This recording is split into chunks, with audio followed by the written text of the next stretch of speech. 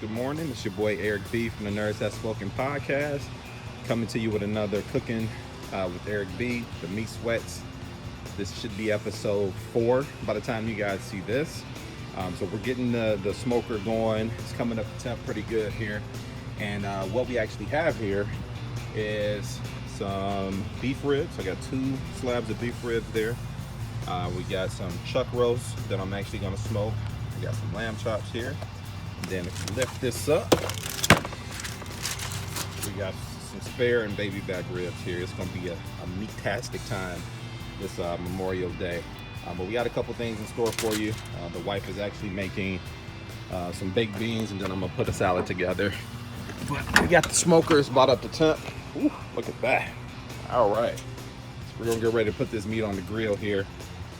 Get that going, and then we'll be back a little later to check on it here. So let's get ready to put that on. Peace. Alrighty, what's up, folks? It's your boy Eric B. I'm back real quick after a couple of hours here. Just want to come check, and it looks like the beef ribs are doing pretty good. It's starting to pull away from the edge of the bone there, which is what you want to see, which is great. Got the lamb chops going, got that chuck roast going. I'm only checking in here so I can do a quick spritz. I only want to cook these for about 3 hours, and then I'm gonna wrap them and then smoke them the rest of the way here. So about to do a quick spritz. Want to check that. I need to douse this fire a little bit here. But yeah, it looks like they're coming out pretty good, man. This is probably going to be about a good 6-7 hour cook total. And then we'll be able to get these off and enjoy our meal for the day. Cool beans. All right, guys, we'll check back in here a little later.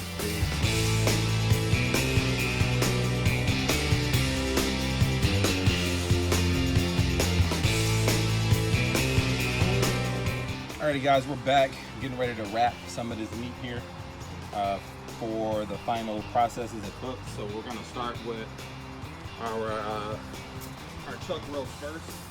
I've already taken the lamb chops off; those are done. Now it's time to wrap this chuck roast. We're gonna get this wrapped, get it back in the grill. Then we're gonna wrap the ribs up. So I'm using butcher paper with this one here. Gonna wrap them up pretty good here.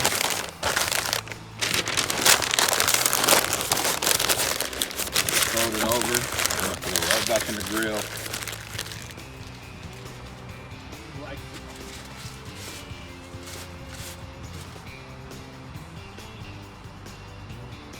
Now with the ribs, I'm actually gonna do those in foil. Do a couple slabs of those. I got 2 beef ribs and 2 pork ribs, so we're gonna knock those off real quick.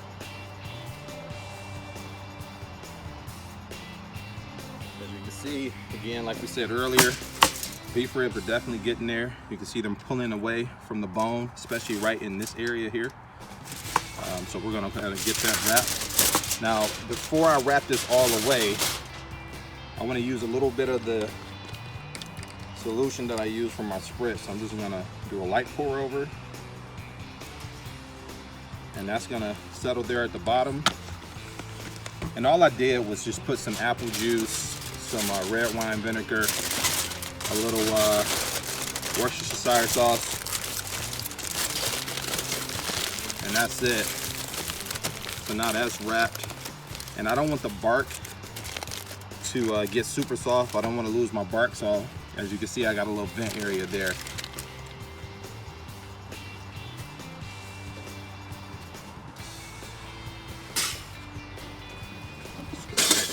Foil out.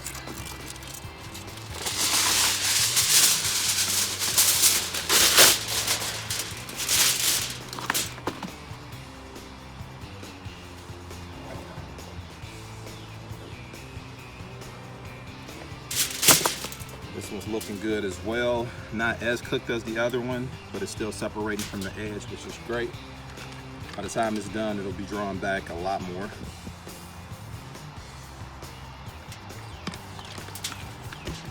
And I'm just cooking these at about 250. So anywhere between 245, 255, but 250 is like my optimum temp that I want.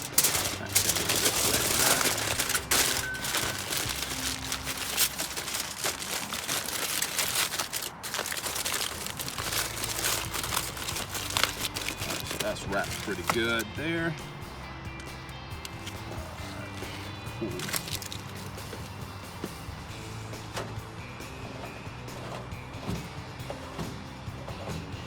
Now it's time to get the pork ones out. Let's get a couple more layers. Also got some smoked sausages and some just some bell pepper smoking in there as well. I'd like to have a couple guys with it. The wife actually is putting together the baked beans today. As you can see here, this is our pork ribs, and then we got the salad going a little later. So got the pork ribs here. These are actually the baby backs. I'm just gonna pour just a little of that solution over, not too much. Because again, we don't want to lose our bark completely, but we do want to keep these moist. Shout out to Russ the Musk. I know he absolutely detests that word. This is funny as itself. All right, so we got that in there.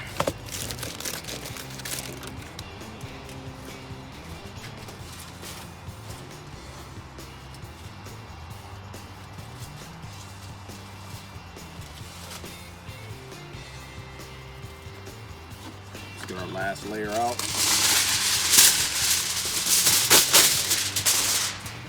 Got our spare ribs right in here. Now, I missed a video of you guys seeing me trim this stuff up. These were regular spare ribs, and I cut them into St. Louis style. And then I froze the rib tip portion so I can make rib tips one day. Had a lot of food here, so I'm not going to make everything at once, but as you can see, I trimmed this up pretty good to look like St. Louis ribs. And like I said, I got the rib tips in the freezer right now for our next cook, whenever that is. All right, got our vent there. All right, so these are now going back on the grill. Go back in the smoker.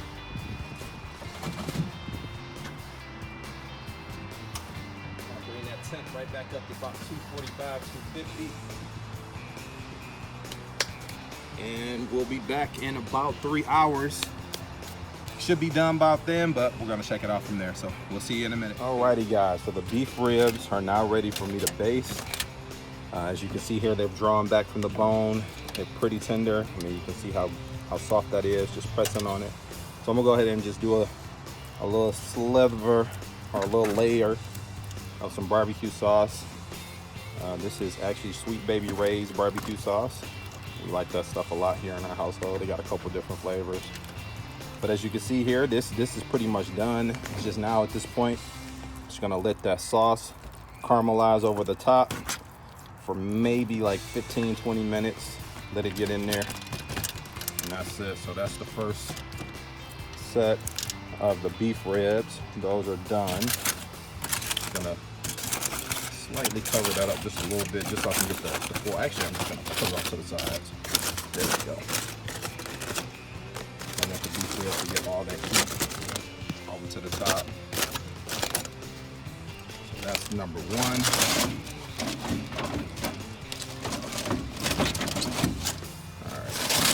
Second one here.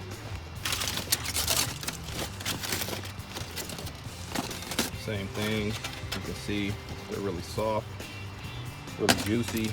They've drawn away from the bone. So you can tell when a rib is done after slow cooking it, it's drawn away from that bone, from the edges. It's got a good looking bark on it. I'm gonna taste this little piece right here since, oh yeah, that's good. Nice bark on that one. Gonna get some sauce on here, just a light layer. Don't want to overdo it, and I already got a pretty good rub on there. It's got a nice smoke flavor to it right now. Wow, that's a pretty good rib. Yep, I just patted myself on the back, but hey, I can taste it and you can't, right? So I got to give you the description. But yeah, it's pretty good. Just gonna let that sit in there for about 15-20 minutes just to get that caramelization of the barbecue sauce into the ribs there. The spare ribs are done. Actually, I think the baby backs. No, the baby backs are done. No, these are not done actually. The baby backs got a little longer to go, so we're gonna keep going on that. I'm gonna let those caramelize and get crusted. But the spares are done. I'm gonna do those at the same exact time. Hard to see back there, but those are done. They're drawn back from the bone on the other side there. They can stand to cook for just a little longer. So by the time these are done, those should be completely done. Then I can just glaze those lightly as well. All right, guys, we'll be back at the end of this cook. So next time you'll see us. Until then, stay tuned. Peace.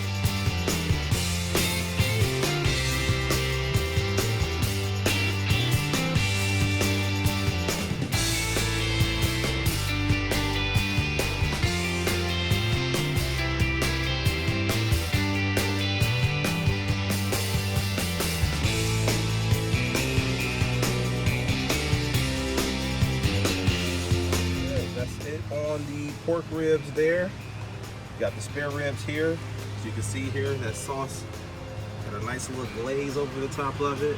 That's what I'm looking for. That's what I want. So that's perfect. So we're gonna get these right off. Slide it right off here into the pan there.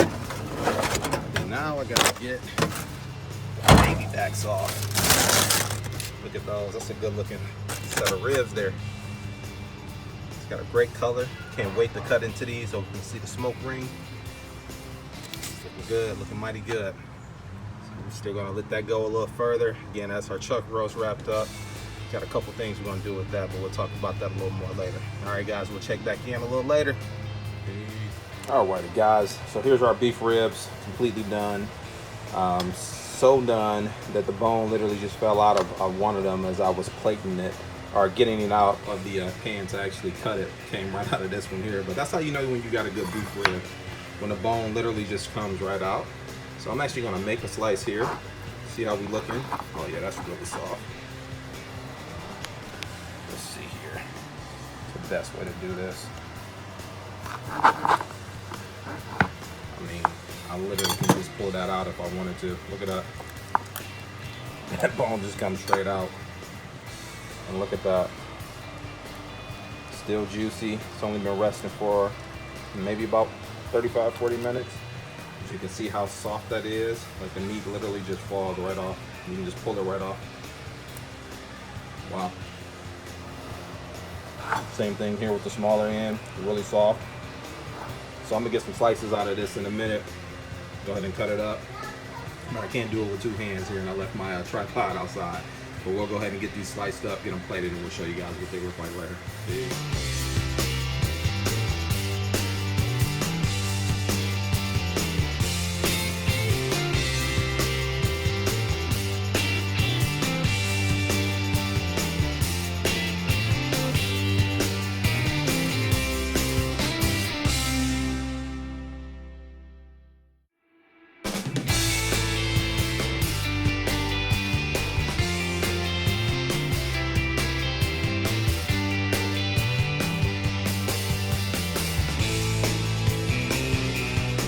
Guys, we got the baby backs out. The baby backs ready to cut up. These are also falling apart as soon as I take them out here. Look at that. Knife cuts right through. Now baby backs tend to be a little more tender anyway, but it's not like you can't mess them up, so you got to be careful with that. But yeah, we got the baby backs here. We're going to get ready to cut those up, and I'll show you guys some photos of that one since I can't find my tripod. All right, we'll be back.